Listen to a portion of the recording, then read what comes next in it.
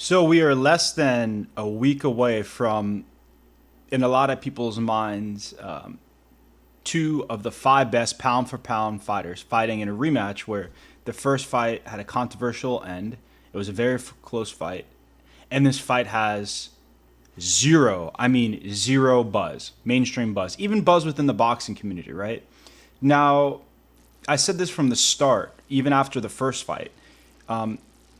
They never executed upon the Russia USA element of the fight where you know the last Olympic gold medal winner Andre Ward would be viewed as the hero to many, and Sergei Kovalev, who is a proud Russian, said some controversial. A lot of people think racist things about Andre Ward would be, the Russian element, right?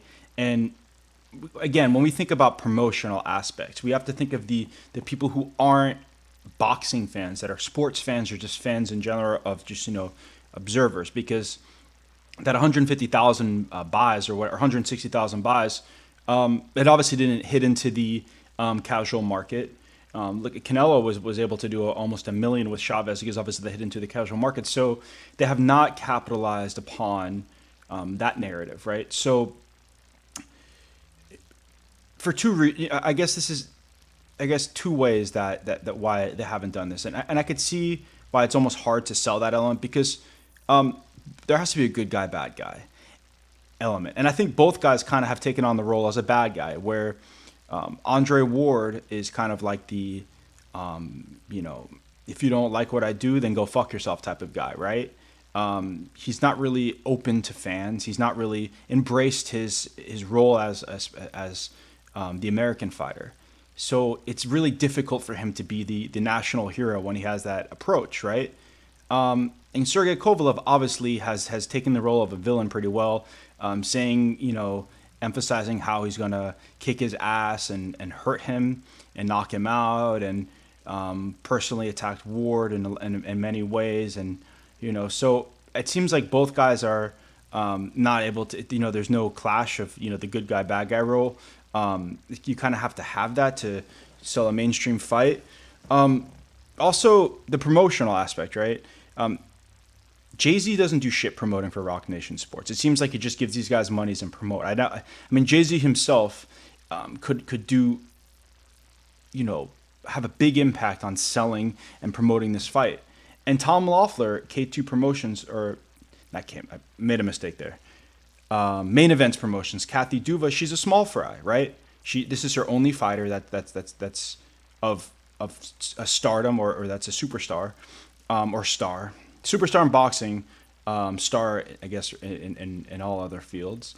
And they're just not able to really have impact on the general scale. So it's just very disappointing because I expect the pay-per-view buys to do actually worse than the first fight, or about the same, because there's no upside incentive. Because after the first fight, regardless of what people think, the majority of the public believe that Sergey Kovalev won that fight. Look at any statistical evidence. Look at any poll, just and whether it's fan polls, whether it's media polls.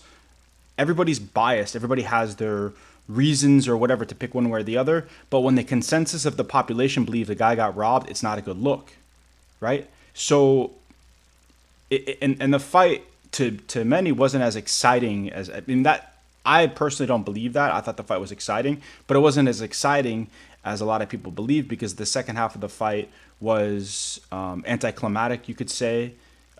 Especially if you're a Kovalev fan, it'd be anticlimactic. But that's kind of how I see the promotion's very disappointing. I just, it just behooves me why they never played the U.S. Russia element, especially now with, everybody's talking about Russia. Involved in the elections. Russia's the enemy. It's just, it's a big missed opportunity. Now, you go, oh, well, politics and sports shouldn't cross lines. Well, that's not true, because other promoters have used that vehemently, excessively, right?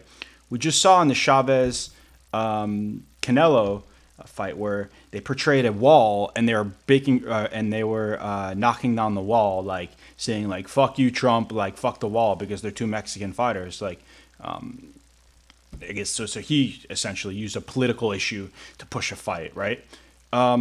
We've seen Bob Arum, right? We've seen Bob Arum have the, I forgot, it was like a Canelo undercard. Have the, and I guess him and Trump personally don't like each other.